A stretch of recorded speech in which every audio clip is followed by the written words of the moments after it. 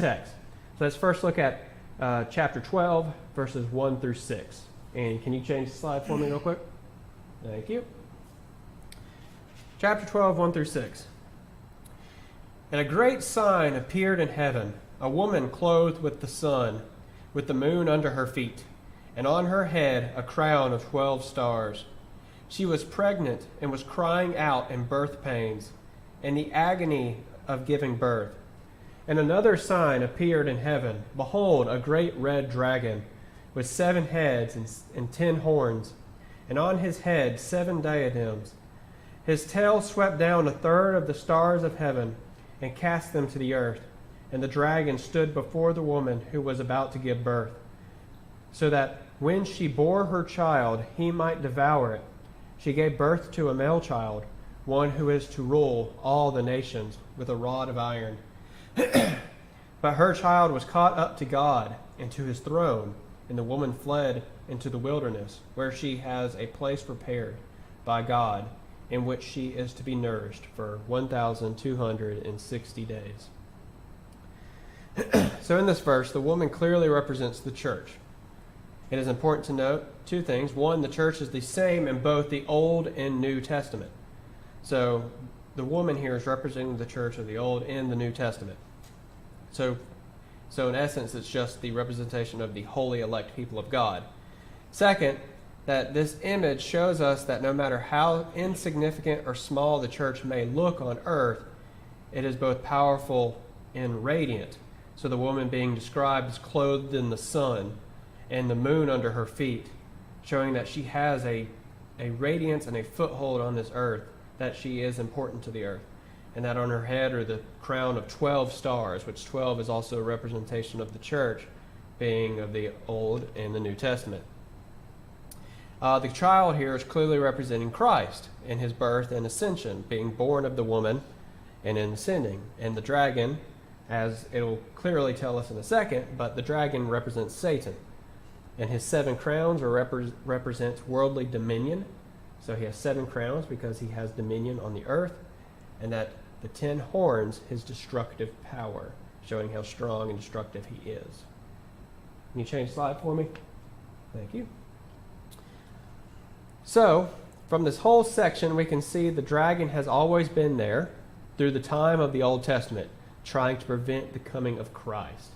So, what we have set up here is, so in this section we see essentially how the story is playing out is that from the beginning of time, beginning of the church, beginning of God's holy people, Satan has been there through his fall, after his fall, and him bringing the stars down from heaven, bringing the other angels with him. And so from the beginning, Satan has been there in opposition to the woman, the church. From the beginning, he's always been standing there waiting to devour the child. And we see this constantly playing out throughout the Old Testament. We see the dragon always trying to fight the woman and oppose her to prevent the birth of the child, Christ. We see this constantly. It all starts in Genesis 3:15, when we first get the first prophecy of the seed of the woman crushing the head of the serpent. And then, after we can see through the timeline after this, well, since he couldn't stop him in the garden, after Seth is born, we see the dragon trying to corrupt Seth's offspring through the perversive nature of them breeding with angels, creating a corrupt race of Nephilim. We see that, but ultimately there is still a holy line preserved, and that holy line then goes into Noah. And then from Noah, it proceeds on to Abraham, where we once again see Satan and the dragon trying to prevent the continuation of the line through Sarah being barren. Sarah can't give birth. But God steps in, performs a miracle, and Sarah gives birth to Isaac. After that, we see the dragon once again trying to step in and prevent the continuation of the line through Isaac's birth, or through Isaac's wife, where Rebekah is barren as well. But then Rebekah does give birth to both Jacob and Esau. But, as we also see there, instead of trying to prevent it through barrenness, The dragon tries to prevent the continuation of the line by having Esau kill Jacob, but God stepping in and preventing that from happening.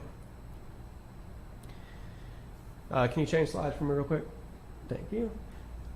Then after that, we see Jacob's descendants are held captive in Egypt, the dragon thinking he can contain them in Egypt. But God miraculously leads them to safety, leads them out of slavery, so they are no longer contained to Egypt. After they have created a nation, the Holy Line was supposed to go through David. So Saul desires to kill David, which would have ended the line, but God saw it not to be so. Then, after the kingdom was around for a while, since he couldn't end the line through death, let's kill all of David's descendants. So Queen Athaliah attempts to kill all of the descendants of David, but we see in the scriptures that Jehosheba hid Joash, a descendant of David, away so that he cannot be killed. And then even later on, during the time of Esther, at the request of Haman, King Ahasuerus decreed to put all Jews to death, which would have ended the line of David, but they were saved by God. And lastly, even all the way up to the time that Christ is born, lastly, we see Herod attempts to kill the baby Jesus by having all male children 2 years old and younger in the district of Bethlehem killed. But Satan fails every single time. And so throughout the whole course of Scripture, we see this constant, the dragon standing there waiting, trying to prevent the child from being born. But Satan fails, and we know this to be so, that she gives birth to the male child, one who is to rule all nations with a rod of iron, that is the Christ. And the child is caught up to God and to his throne, so he ascends into heaven. And then the woman flees into the wilderness where she has a place prepared by God in which she is to be nourished for 1,260 days. So then God's church is put into the wilderness.